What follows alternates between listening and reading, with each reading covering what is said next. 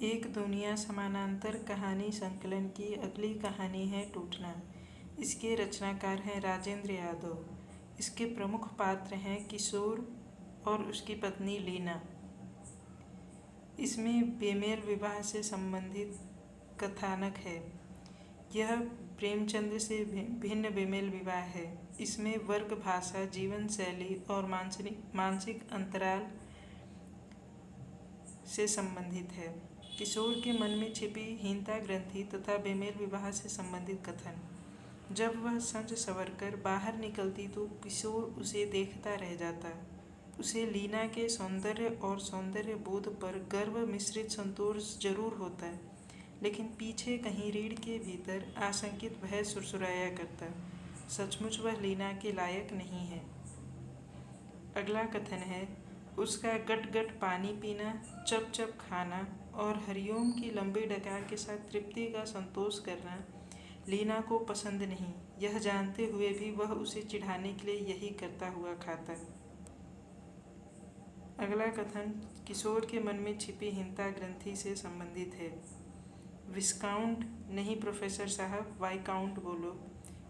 लीना ने हंसकर कहा। तो फिर वही बाइफोकल शीशे और तुच्छता का एहसास कराती दो अपेक्षा भरी आंखें उसे तिलमिलाता छोड़ गईं। मनोवैज्ञानिक और वैचारिक सूक्ष्मता से संबंधित कथन। उस जिद्दी, दंभ, उद्धत, स्वाभिमानी औरत ने कितनी मुश्किल से अपने को यह पत्र लिखने के लिए तैयार किया होगा, यह सिर्फ किशोर ही महसूस कर सकता है। वह जानता था कि लीना मर जाएगी, आत्महत्या कर लेगी, लेकिन झुकना, पछताना, समझौता करना उसके खून में ही नहीं। इसमें नफरत और क्रोध का भाव प्रदर्शित होता है। प्रेम से संबंधित अन्य कथन है, वह अवचेतन की आवेगमयी इच्छा से लड़ता रहा कि सुबह दिल्ली न जाकर प्लेन से सीधे लीना के पास जाए और उस हारी थकी जर्जर पराजिता को बाहों में उठा ले। लीना, मेरी लीना, मुझे माफ़ कर दो। सचमुच बेचारी कहीं बहुत मजबूर हो उठी होगी, वरना कैसे यह पत्र लिख पाती। देर तक आंसू किशोर के गालों पर ढुलकते रहे। कठोर निर्णय करना उच्च वर्ग के लिए आसान है, लेकिन मध्य वर्ग के लिए नहीं। इससे संबंधित कथन है, लीना जिस वर्ग और जिन लोगों में रहती है, निर्णय, दृढ़ता और स्पष्ट चिंतन उन लोगों की बहुत बड़ी विशेषता है, क्योंकि परिस्थितियों पर उनका नियंत्रण होता है। अगला कथन अनिर्णय। मध्यवर्ग उम्र आत्मनिर्वासन के चरम स्तर को छू लेने के कारण।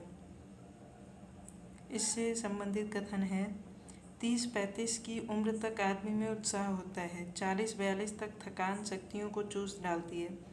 ऐसे ढीले तन और मन से अब जिंदगी का ढर्रा बदलना, नए सिरे से नई जिम्मेदारियों को ओढ़ना, और फिर आखिर अब उसे ज़रूरत भी क्या है, वह अब रह ही कहाँ गया है। जो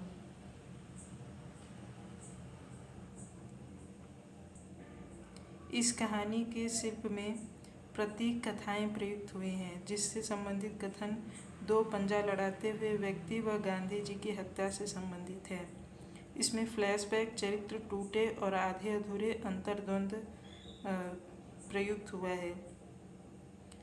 अन्य प्रमुख कथन है, इंडस्ट्री या इंडस्ट्रियल कल्चर क्या होती है, इसका अभी इन्हें क ख ग भी नहीं आता। क्या हम लोग अतीत को भुला नहीं सकते? अतीत? कौन सा अतीत? अतीत अपने साथ उसका अभ्यास नहीं रह गया, इसलिए कोई प्रतिक्रिया नहीं हुई। आज जो कुछ है सिर्फ अपने बूते पर है।